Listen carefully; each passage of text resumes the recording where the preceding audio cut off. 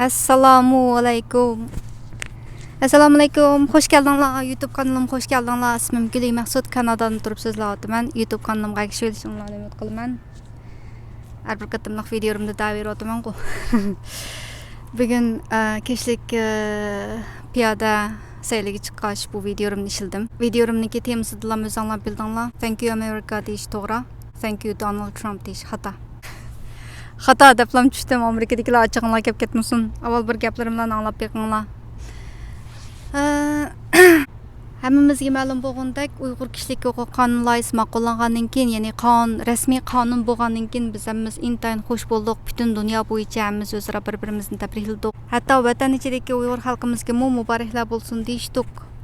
Bu odamni haqiqatan cho'ng suyuntiradigan, ya'ni Amerikaningki bizningki Uyg'urlar haqida chiqqan qonun loyihasi ma'qullanganligi haqiqatan tarixiy xarakterlik bir ish.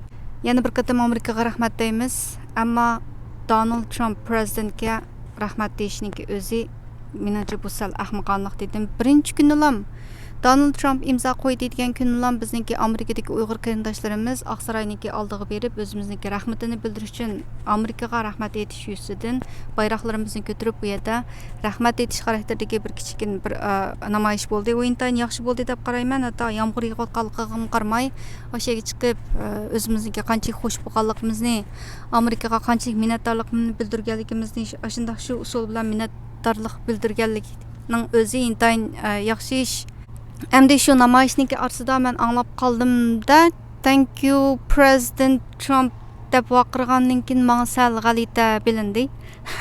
Nima o'ylagan bo'lsam shunda beray. Thank you USA deyish haqiqatan to'g'ri.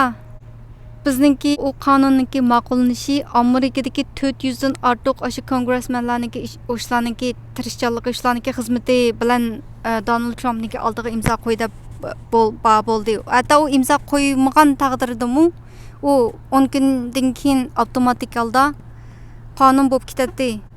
Bo'libmi Amerikadagilar o'zinglar o'ylab boqinglar, sizlarniki prezident Donald Trumpniki qaysi taraflari to'g'ri, qaysi taraflari xato. O'zinglarniki prezidentni o'zinglar yaxshi bilasizlar. Hozir butun dunyo bo'yicha hamma yerda o'shanda human rights abuses bor. Persecution hamma yerda bor. Forced labor, slavery world. Ayollarniki, bolalarniki haq-huquqlariga qarshi ashundaq nurg'un ishlar yuz berayotgan mazgilda Donald Trump, masalan, misollarga aytsak nurg'un dunyoning hamma yerida bor. Donald Trump Rohingya genoside'ga bir nim qildimi? Yo'q.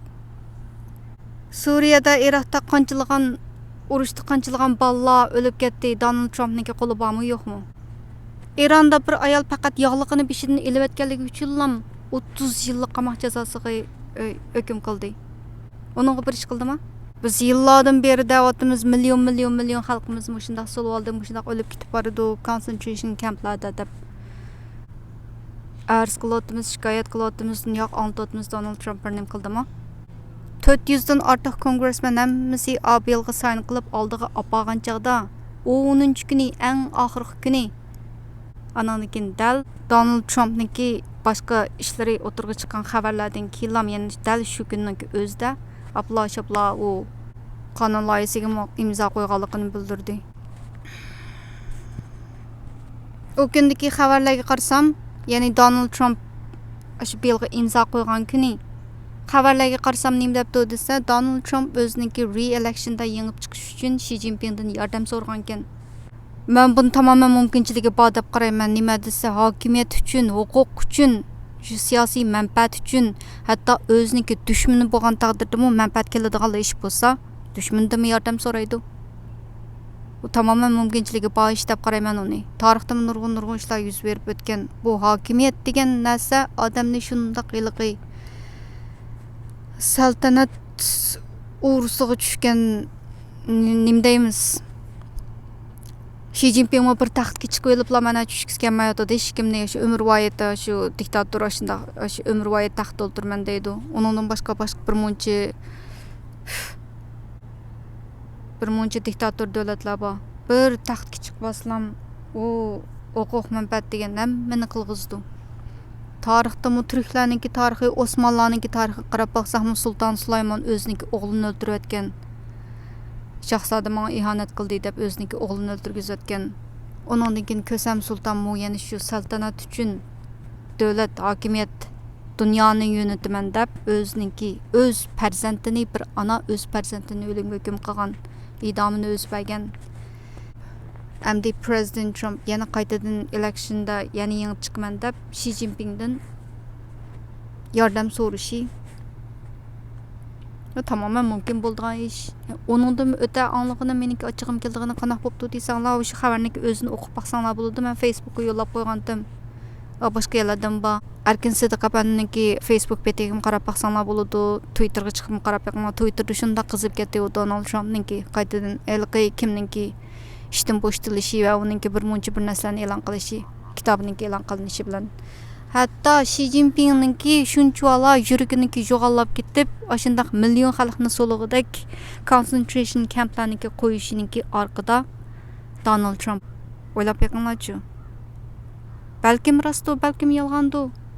Ammo mumkin bo'lmaydigan ish yo'q bu jahonda. Navoda mumkin bo'lib qolsa qanday bo'lg'ini shunga deyman. Thank you America deyish haqiqatan to'g'ri. Shundoq deyishimiz kerak, rahmatimizni bildirishimiz kerak.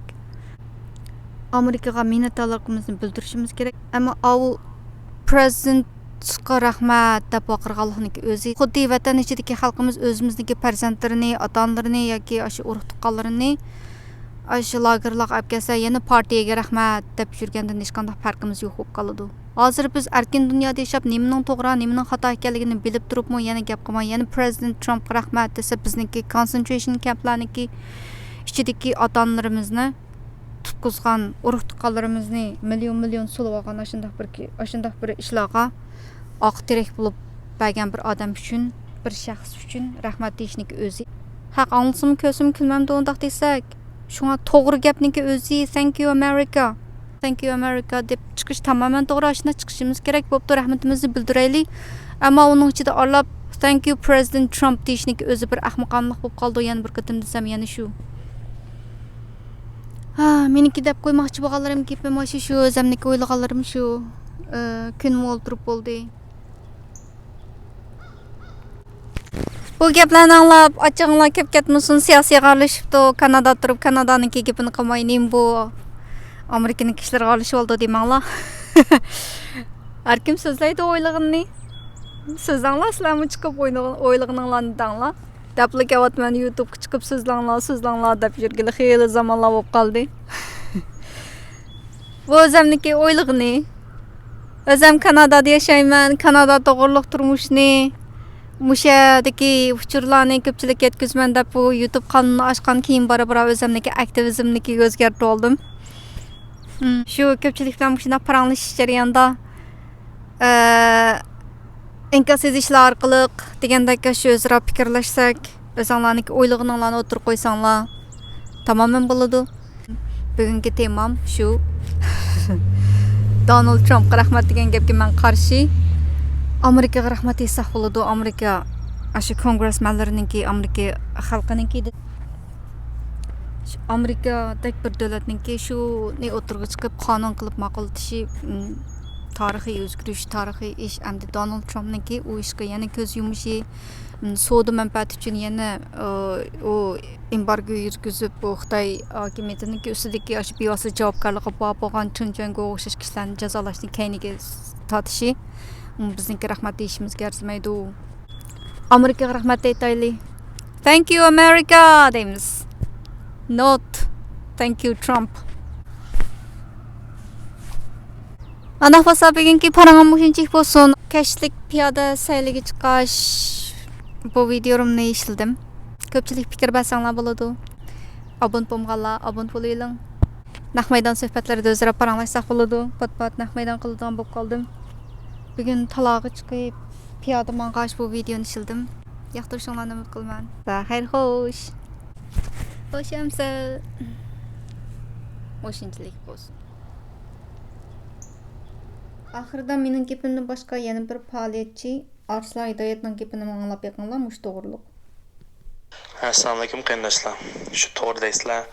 Qonun chiqib bo'lgandan keyin esa texnik kuchaysak bo'ldi. Ma Uyg'ur tashviqotda, Uyg'ur xabarlarda mush qonun to'g'riliq deyilmayotgan bir gap bor-ku. Trump'ның şu Uygurlar kanunu imza etişten bir yarım saat, bir saat burun burunqi Amerika devletinin bexatarlik məsləhətçisi, sabıq bexatarlik Amerika'nın devlet məsləhətçisi John Bolton bir kitbe çıkmakçı ya çıkıp oldu mu?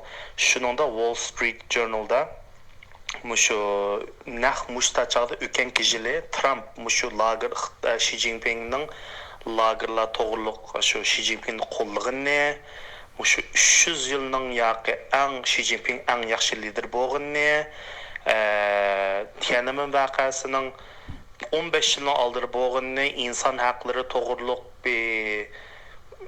birinci orunu koymay şu özünün Amerika'nı birinci ticaretini özünün Amerika'nın milli menfaatini birinci orunu koyduğunu anandikin Tayvan'ı mı ilgamay mavi kalem Tayvan bolsa av üstel Xitay dep açtaq gap sözler şu yarım saat burun mu bir saat burun çık bolsa yarım saat 40 minut burun o makale çıkıp anandikin etrafındaki Trump'ın etrafındaki məsləhətçilər mani imza atsan anına bir cevap buldu degəndək bir şekilde attıcı.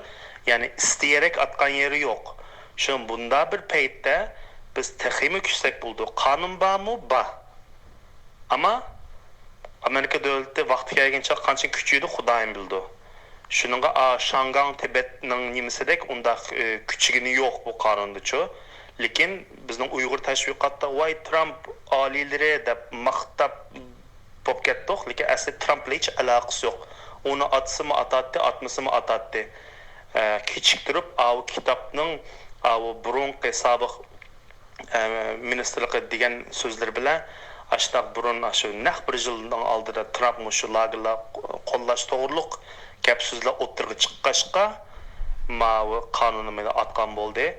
Şununla o kanun var mı yok mu çatığımız bulmay o kançık icra kılınmaydı bilmeyimiz. O büyük ihtimal bunu Uyghur haberlerde değilmeydi bundan gepler.